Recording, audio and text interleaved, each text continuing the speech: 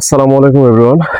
সারা রাত থেকে খুব বৃষ্টি হচ্ছে, সকাল পর্যন্ত খুব বৃষ্টি। তো ভাবলাম বৃষ্টির মধ্যে একটু ঘুরে আসি এবং বৃষ্টি বিলাস করি। তারই ধারাবাহিকতায় বের হয়েছি।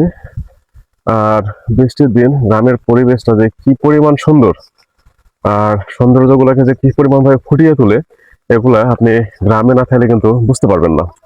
তো যাই হোক, আমার বৃষ্টি বিলাস করি আর তার মাঝে কিছু কথা তুলে ধরি। মোবাইল স্ক্রল করতে করতে একটা কথা লেখা দেখলাম, লেখা দেখে থমকে গেলাম। ভাবলাম যে এই কথাটা আপনাদের মাঝে শেয়ার করি। কি কথা? আহ যে আপনি যদি আপনার স্বপ্ন পূরণের জন্য আজকে লড়াই যুদ্ধ না করেন, তাহলে এমন একটা দিন আসবে যে অন্যের স্বপ্ন পূরণের জন্য তার কাজ করতে হবে। এই কথাটা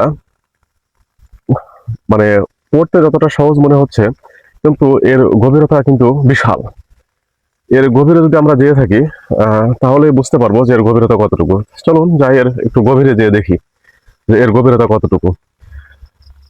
আপনি যদি আজকে যদি অযথায় সময় নষ্ট করেন, আপনার সফলতার স্বপ্নের পেছনে যদি না ছুটেন, না ছুটে যদি আপনি যদি ওই যে থাকে না যে যারা ঘুরে বেড়ায়, নিজের সময়কে অপচয় করে, অযথা একটা জায়গায় বসে থেকে সময় নষ্ট করতেছে, বা অনলাইন জুয়া, বা এই আড্ডা আড্ডা মারতেছে বন্ধু বান্ধব ফ্রেন্ড সার্কেল নিয়ে, একের পর এক আড্ডা মেরে যাচ্ছে, এই সেই হ্যান ত্যান অনেক কিছু করে যাচ্ছে, করে যে তাদের মূল্যবান সময়গুলো নষ্ট করে যাচ্ছে। যেই বয়সে তাদের পড়াশোনা করার দরকার, সেই বয়সে পড়াশোনা না করে তারা অন্যের পিছনে সময় নষ্ট করতেছেন, বা অযথায় একটা সময় নষ্ট করতেছেন।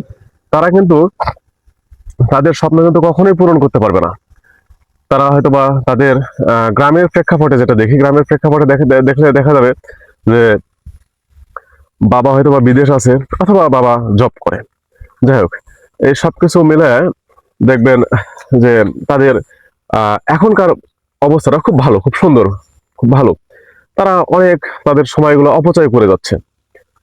তো এইভাবে যদি তারা সময়গুলো অপচয় করে তাদের এই ক্যারিয়ার গড়ার বয়সে, বা তাদের প্রতিষ্ঠিত হওয়ার বয়সে তারা যদি সময় নষ্ট করে, তাহলে কিন্তু তাদের এই জীবনটা যখন চলে যাবে, যখন তারা বিয়ে শাদী করবে, বা বাচ্চা কাচ্চা হয়ে যাবে, পরিবারের দায়িত্ব যখন তাদের উপর এসে পড়বে, তখন কিন্তু তার এই যে পরিবার পরিচালনা করা, বা তার একটা স্বপ্ন হবে যে আমার একটা সুন্দর একটা পরিবার হবে, সুন্দর একটা ক্যারিয়ার হবে, আমি আমার বাচ্চা কাছে সুন্দর একটা লাইফ দিব, তখন কিন্তু অন্য কারো কাছে যে জব করতে হবে, বা অন্য কারো প্রতিষ্ঠানে চাকরি করতে হবে।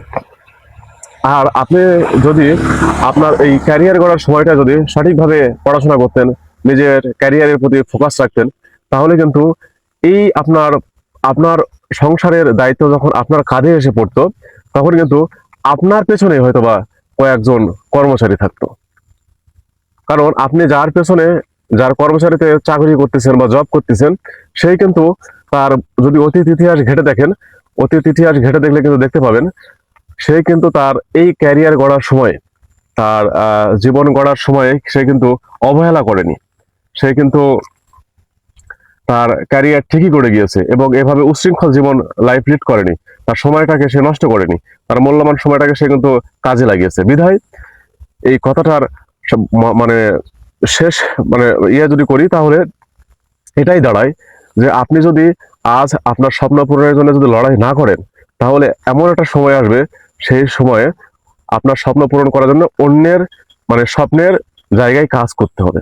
এই কথাটার গভীরতা এটাই। তো ভালো থাকুন, সুস্থ থাকুন, আর এইরকম ভিডিও পেতে আমার পেজের সাথেই থাকুন।